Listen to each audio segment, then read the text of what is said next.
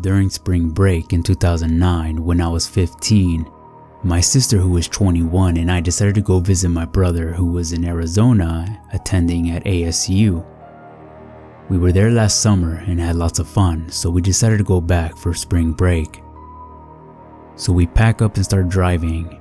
We lived in San Diego, and my sister said driving there was cheaper than taking the plane. Plus, it's more fun, as she says anyways. We arrived to a small town and rent out a room in a hotel. We had the bottom floor right near the entrance to the lobby. During our third night there, we went to bed around 11 p.m. We would hear people talking as they're walking by our room, but that's about it. It was fairly quiet. My sister was asleep when, all of a sudden, someone started to bang on the door like some lunatic. This made the hairs on the back of my neck stand. My sister jumped up and we tried to remain quiet.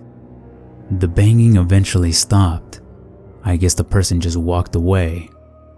I was finally able to get some sleep, and around midnight, the banging came right back. I heard a woman coming down and said, "This isn't your room. If you don't have the key to the room, you can't get in." That didn't help. It made the situation much worse as the person became more angry and was now slamming against the door. With each bang, more tears came out. The woman is now threatening to call the police if the man doesn't leave. This worked as the person left, and I felt relieved that it was over. Now that it was finally dead silent, I was able to close my eyes, and then the banging came back paired with someone slamming against the door. My sister told me to call the police as we were both starting to shake up. Completely terrified, I dialed 911 and the operator informed me that several other people had called requesting the police and told me they were already within the area. I thanked the operator and hung up. We heard a door breaking and someone screaming. I didn't think twice and called 911 again for the fact how worse the situation has gotten.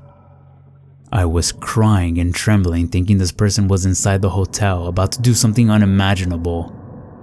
The police finally arrived and my sister stepped out of the room. When she came back, she told me that an older man was extremely drunk and said that he thought these were his rooms. This man was so large that he was somehow able to break through the door. The police arrested him on charges on disorderly conduct and damages of property. I thought there was no way for this man to be this drunk, to be this aggressive, but I don't know. I don't care. I'm just glad it was over. The next morning, my sister told me to keep this a secret. She didn't want anyone in our family to freak out. I agreed.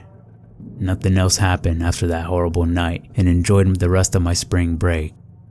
Definitely do not want to run into that man again.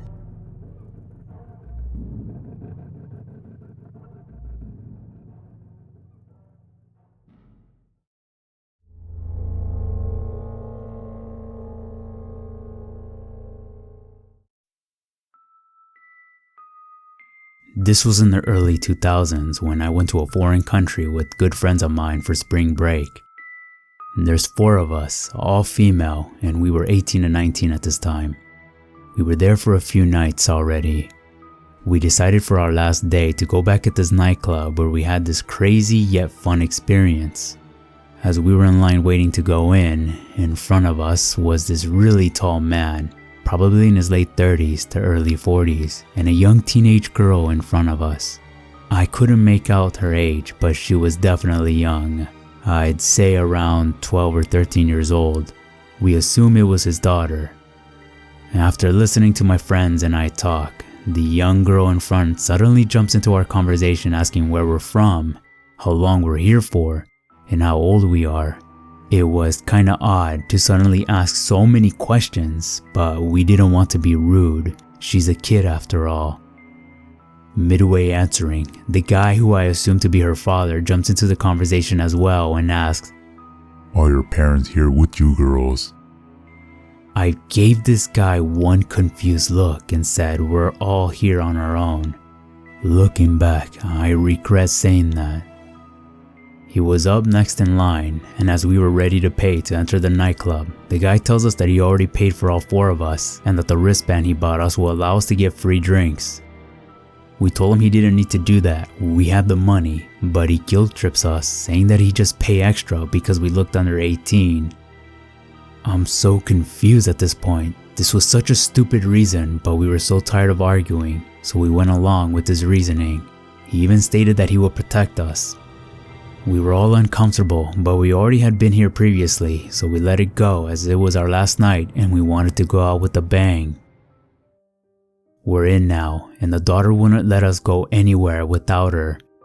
She would be next to us everywhere we go, and we felt a bit bad because we thought maybe she felt like we're her friends or something. Now, a lady appeared who I assumed to be her mom because the father and the lady were now giving us this death stare. They kept trying to get us drinks, but I refused and so did the rest. I watch enough movies to be cautious about getting free drinks, especially at a nightclub from someone not suspicious. All of a sudden, the daughter wants us to come back to their home for a sleepover, insisting we'd have a fun time. She said she hasn't had friends like us in a while and would hate to see all of us leaving, knowing we're going to go back home tomorrow. As bad as I felt for this little girl, I told her no, and one of my friends started to walk away. This caused the rest of my friends to follow. As soon as we tried that, the parents would rush to get in front of us, blocking our path and bring us back to their daughter. He said that we need to stick together as we're pretty girls who boys would do anything to take advantage and do harm to us, especially being 2 American girls in a foreign country. This is when the alarm in my head starts to go off. There's so many young girls here, so I doubt we'd be a target, and no one has been on our asses like these people have been for the past 2 hours, nor the other night that we were here. Not to mention the mom would physically hold onto my arm, making sure I don't leave her sight after we tried to leave.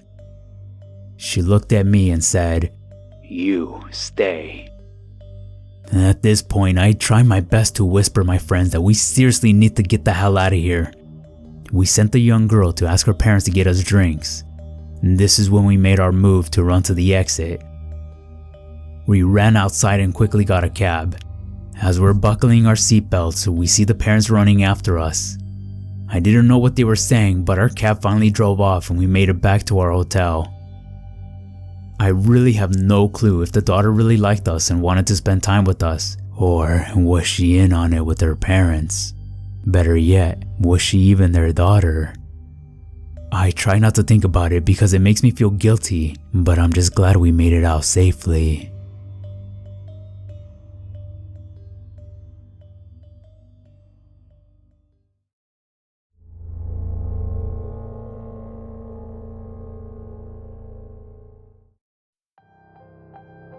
This happened a few years ago when I was 14 and a freshman.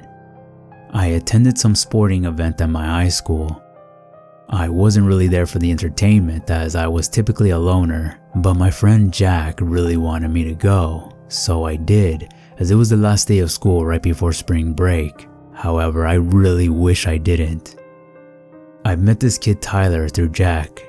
We've introduced ourselves to each other, and he was okay at first until he gave me this stare and this smile of his that still gives me goosebumps just thinking about it, so I decided to step back and sit on my own. Jack didn't even ask where I was going. Him and Tyler were too focused on their own conversation. I tried to enjoy the rest of my night, but I eventually went home. After some time, I got home and got a text message from Jack saying that Tyler thought I was really cute and wanted my number so he can text me. And without my permission, he gives Tyler my number. I wasn't that upset over Tyler having my number, but more so at Jack as I really trusted him to think he wouldn't give someone my number without asking me first. I try not to sound too pissed off, but I just told him thanks for telling me. So the next day, it's the first day of spring break. Everything is going well, but in the afternoon though, I get a text saying, "Hey, it's me, Tyler." I didn't want to come off as a bitch, so I responded and had a small talk with him. After talking for about 30 minutes or so, he tells me that he's going on a vacation to Europe and was upset because I wasn't going to go with them on this trip. I didn't know if I really read that correctly and was hoping he's not trying to ask me to go along with them because this is way too fast. I asked what he meant by that and he said, I would miss you and would be devastated if you're far away from me during spring break. I need you for this trip to be perfect. I obviously thought this was weird, like very, very weird. I thought this was probably some stupid joke or poor attempt of him flirting, so I responded back saying, "We just started talking. I think you'll be fine without me." He kept responding back with sad faces now. I know I could have blocked him, but I suffered from depression and was anxious on talking to people, so I never had the courage to block someone, especially over someone being weird. I was really shy and didn't know what or how to deal with this sort of situation, so this went on longer than it should have because of this. Being young, I didn't know who I was dealing with, to be honest. Like I said, I'm a loner. I never find myself in these sort of situations. He goes on his trip and I didn't hear from him for the rest of the week.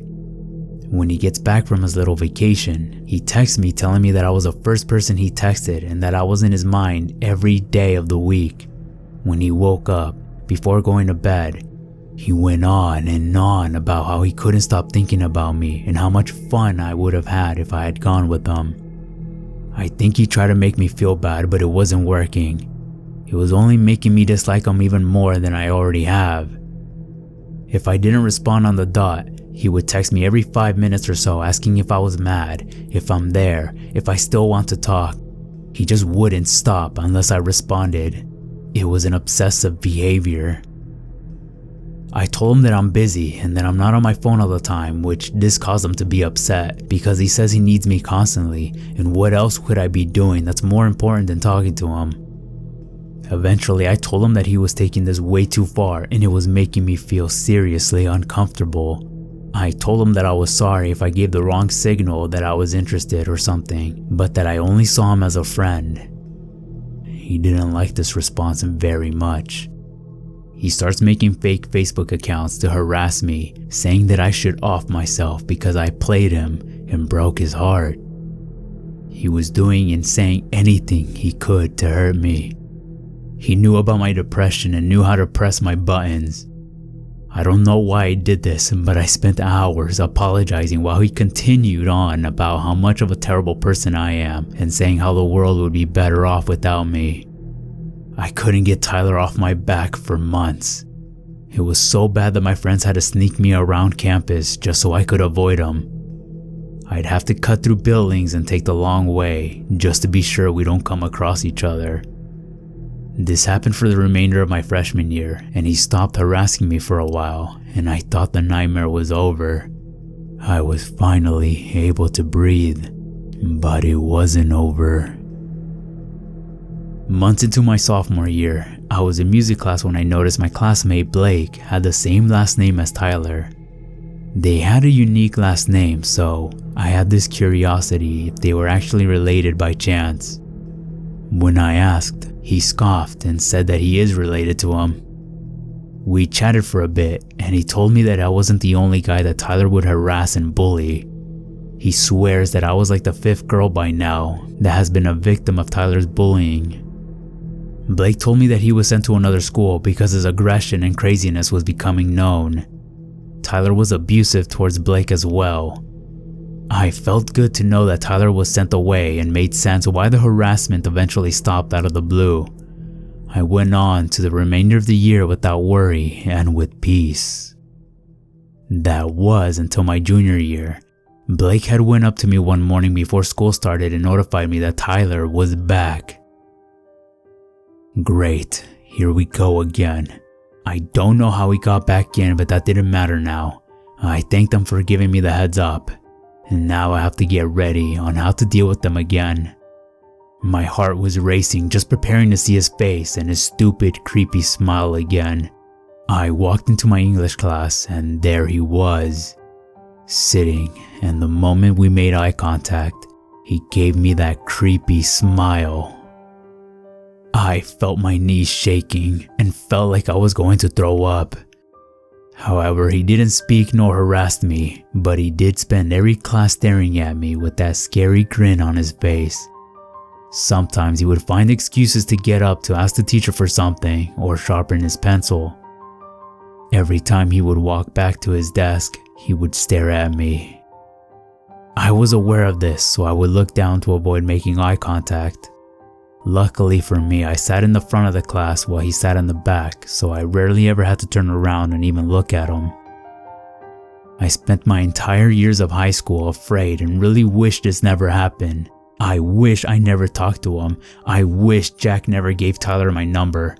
I wish this was just some sort of nightmare. I'm 24 now, and when my friends brought it up the other day, I started to get all anxious just remembering his face.